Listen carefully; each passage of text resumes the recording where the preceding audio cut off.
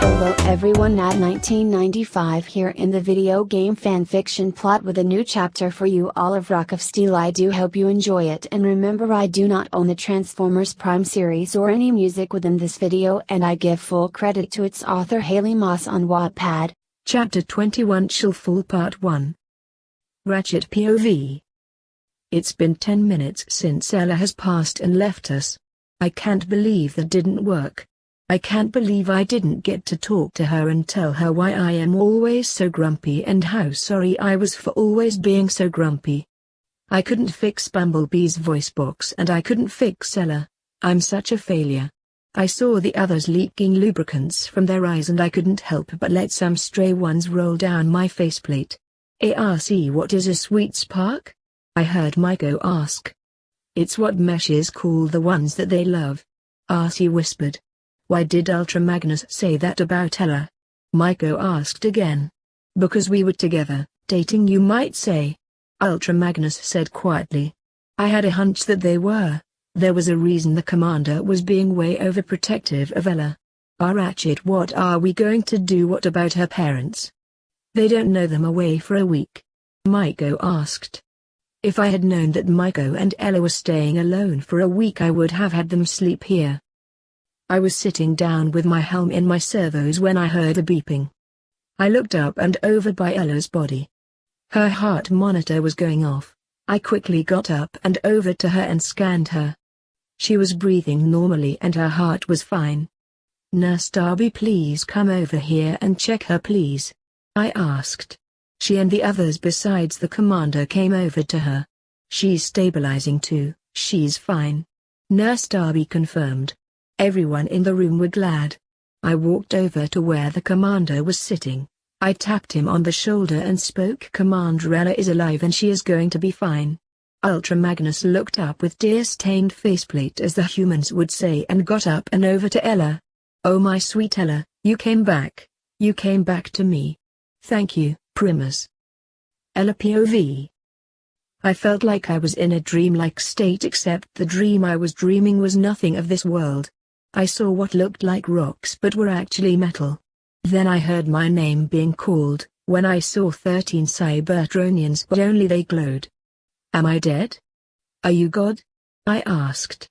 Welcome, little one. You were dead for 10 minutes and we are what humans would think of as gods. We are the 13 Primes. I am Primus and we have been watching you. You are trustworthy and strong and we like to grant you 2 gifts. One now and another later when it will be needed. The first gift that you will be given is a spark instead of a heart. Your body will be filled with our lifeblood Unicron instead of the red blood that you would have.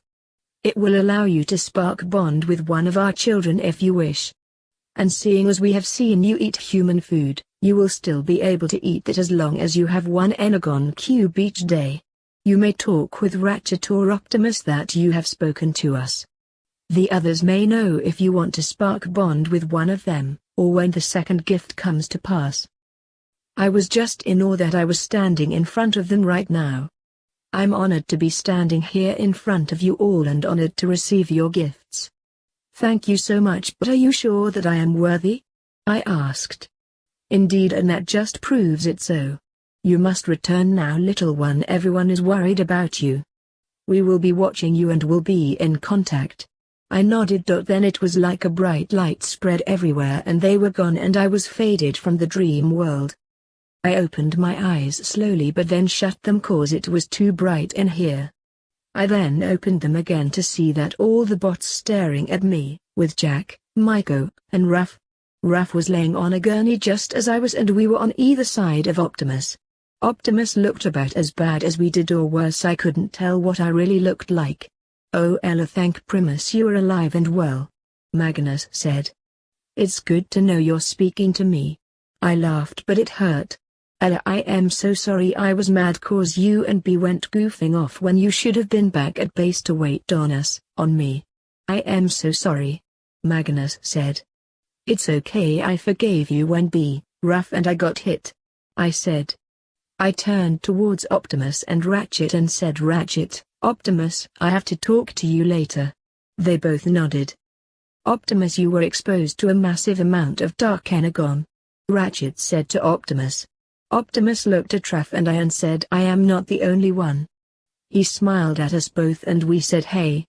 They're lucky to be alive. Ella especially, she was dead for 10 minutes, Jack's mom said. Wow, 10 minutes, it felt like longer. I saw Optimus frown. Curse how we don't get to see him smile very often. Megatron found more of the dark stuff? Jack asked. A volcano full. RC said. The question is how? Bulkhead asked. No, the question is what, as in what in world is the blood of Unicron doing here on Earth? Ratchet said. The cons killed a unicorn? Maiko asked. The bots all looked at her like, what is that? White horse with a horn on its head? Prances around all sparkly, she said. Unicron, an ancient whose fossilized blood, which is the matter that we call dark energon. As legend would have it. Ratchet said. Okay, seriously, please don't tell me this is the devil except purple. Wait, so you're saying that this Unicron is some kind of boogeyman? Jack's mom said. Boogeyman? Ratchet questioned. Makes believe creepy guy who hides in your closet. Maiko explained. No, Nurse Darby, Unicron is very real. Was. Well, I do believe he once existed. Ratchet said. So he does or doesn't believe? So confusing even for you, Ratchet. I've heard enough. Jack, help me get Ella and Raph into the car. Jack's mom said. I am not going anywhere. Mom, I thought that they were doing better? Jack asked. They need to be examined by real doctors, she said to Jack. Oh no, you didn't justice Ratchet, did you? I said. And their families need to know what's happened. Jack's mom said. They're real family, she said. Mom, their families can't protect them like they can. Jack said. Go, Jack. I saw Optimus starting to get up and I said, Optimus, you need to rest, you're hurt. He waved me off and got up anyways. June, it deeply grieves me that I have failed, but I will do everything in my power to make sure no harm comes to our human friends. Or any human ever again. Optimus said. Optimus, their children, they should be worried about zits, grades, prom dates. They don't belong in your world. Jack's mom said. Mom, dark energon is pouring out of the earth. It doesn't do that. This could be about everyone's survival, not just about ours. Jack said. You're coming with me, all 4 of you, and they won't be coming back. June said. Jack's mom. I understand. Optimus said. What you mean you understand? You're just gonna let her take us just like that? I can't give the reason, but I can't leave them. I need them. I said. That's it, after all we've been through together, see ya. What about our freedom to choose? Maiko said. That may fly here on their planet but not here on Earth. Get in. June told Maiko, Jack and I. Do you really expect me to ride in a non-transforming vehicle? Maiko scoffed. Maiko, I am serious. June said. You're not my mother. Maiko said. Maiko, Bulkhead said. Neither are you. Maiko yelled at Bulkhead. Well, I'm yours, let's go, Jack. June said. She is your mum. RC told Jack. I am staying, I'm sorry, Jack said. June looked torn. Then help me get Ella in the car, June said. I already said I can't give the reason, but I need them, I have to stay with them, I told her. She turned round and walked to her car. Ratchet, activate a ground bridge. Optimus said. No thank you, June said. She drove her car through the front entrance of the base and then they were gone. Prime, do you copy? Fowler came on the computer. I hear you, Agent Fowler, Optimus said. Been watching the news? Mother Nature's got a twist in her britches. Fowler said. His saying is so funny. We know about the volcano. Optimus said. And the quakes? All in the intact magnitude, and it would be different if they hadn't happened all at the exact same time as the volcano. Fowler said. Check it out, the more good news. Maiko said as she turned towards the TV and turned it up. Freak storms unlike any the region has ever seen. Tsunami threatens the Canadian coast, while lightning storms pummel the Gobi Desert. Meanwhile, The metro anomalies plague urban power grids. These are normal phenomena leave folks to wonder why now and what next. The weatherman said. Don't tell me the cons built a weather machine, Fowler said. One that powerful highly unlikely. Ratchet said. I do not believe the appearance of Dark Energon at this time to be incoincidental, Optimus said. B. You need to go after Afu and June and make sure they are alright, I told B. He nodded, transformed and drove after them. Soon enough we saw B drive in with June and Raf getting out. We're back, Raf said. And we are glad, Ratchet said. Then B transformed. Jack ran over to his mom and asked, Are you alright? In turn, June said. I will be. Jack, I know me too. As they hugged each other. But you're grounded till you're 30. 25. She said. The weatherman then started talking again. Others started talking to Agent Fowler. Wait, when did he get here? Then all of a sudden I heard a very loud heartbeat. I turned towards the computer and then asked, Is that what I think it is? June then spoke saying, How is that possible? Earth doesn't pump blood, there's nothing in the earth to pump except. She stopped. Then Raf said the blood of Unicron. I was still on the gurney but I wanted to be close to Magnus' spark where it was warm. Magnus? I asked. Yes, Ella? He asked. Can you hold me against your spark? I want to be close to you and I feel closest to you when I'm against it. I said. He nodded and gently held me in his hand and to his spark. Oh, so warm, so comfy, so mine. You mean to tell me that something is living down there inside our planet? Maiko asked. I fear the Earth's core is not comprised with magma as your science has suggested, but of dark energon. Optimus said. But if we're hearing a spark, then Unicron is the rising darkness that the prophecy foretold. Ratchet explained. So how do we stop this thing from running this? Agent F said. How can something be in our Earth's core and still be alive? June asked. That was not foretold. Optimus said. Optimus was explaining how Cybertron was the creator of life and Unicron was a destroyer and how it took all 13 primes to defeat him. Optimus went on a Unicron hunt. Magnus looked down at me and asked. Ella, are you okay? I looked from the floor to him and said, Yes, I am. I just need to talk to Ratchet. I said. Magnus nodded and then took me to Ratchet. Ratchet, I have to talk to you right now. I said. Not now, Fem, I am busy. Ratchet said. No, Ratchet. I need you right now. I yelled. He looked shocked at my outburst and nodded his head.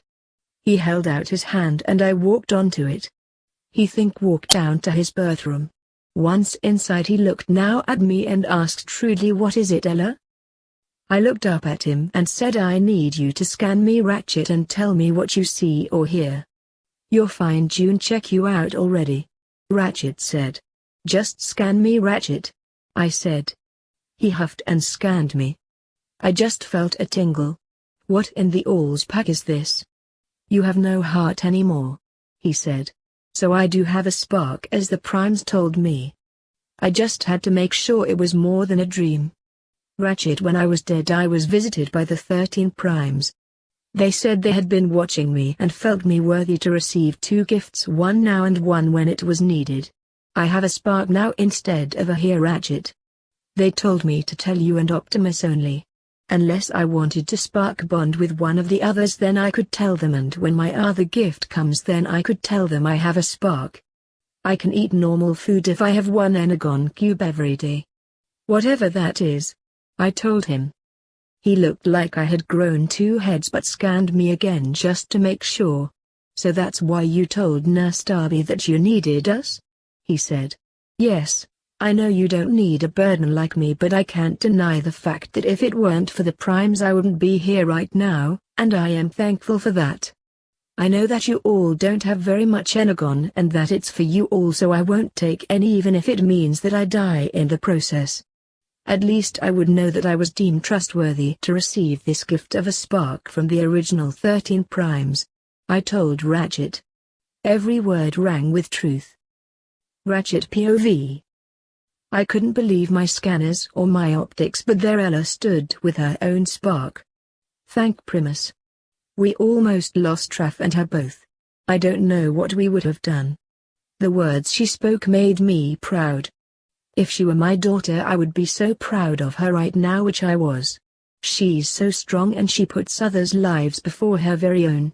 If I didn't know any better, I figure she was Optimus's daughter and would be a great prime if it were possible. The fact that she is able to spark bond is way beyond me. I know that her and Magnus are dating, but I wonder if they are soon to be spark mates. I will have to review the spark bonding with Ella.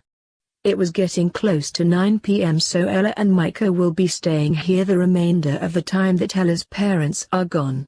Ella, you will be staying here till your parents get home, so you might as well get comfy. It's about your bedtime. I was you to stay in my bathroom for tonight, so I can get you up early to run tests. Plus, I heard her groan and say, "Ah, Ratchet, really?" I nodded and walked out. I have to figure out how much energon she will need and everything. For I must get back to see what Optimus has found. Well, that's the ending of that chapter. I do hope you enjoy this video. If you like to see more, remember to hit that like button, subscribe to this channel and leave a comment down below. Until next time.